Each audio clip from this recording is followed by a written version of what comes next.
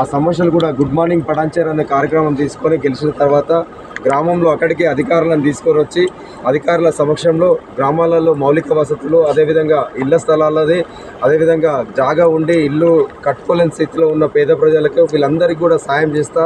ఖచ్చితంగా నీలమ్మధు ముదిరాజుకు మీరందరూ కూడా దీవించి మీ బిడ్డను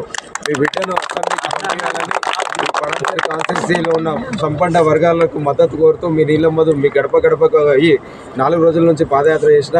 అయితే ఈ దసరా నవరాత్రులు కాబట్టి తెలంగాణలో బతుకమ్మ పండుగ దసరా ఉంది కాబట్టి ఈ 4 రోజులు స్వల్ప విరామం తీసుకున్నాం. దసరా తర్వాత మళ్ళీ ఎక్కడి నుంచి పాదయాత్ర చేస్తామనేది మీకు అందరికీ తెలియజేసి నా ఎన్ఎంఆర్ యువసేన కార్యకర్తలకు, నా అభిమానులకు అందరికీ కూడా నా ఎంబడి అడుగులో అడుగేసి ఇన్ని 4 రోజులుగా మా అన్న ఎంబడి మేమున్నాం, మేము భరోసాగా ఉన్నామని చెప్పి వివిధ గ్రామాల నుంచి వచ్చిన కార్యకర్తలు, నేను వెళ్ళిన గ్రామాలలో కార్యకర్తలు కూడా చాలా కష్టపడి పేద ప్రజల సమస్యలన్నీ కూడా నా దృష్టికి తీసుకొచ్చారు.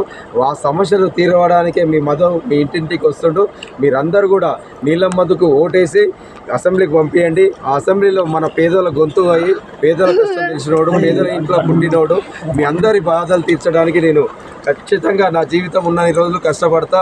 ఈ నీలమ్మధు మళ్ళీ ఎత్తుడు పుట్టడం, చావడం ఈ సహజం ఉంటుంది, కానీ చనిపోయినాక కూడా బతికేటాక పని చేయాలనుకుంటున్నా.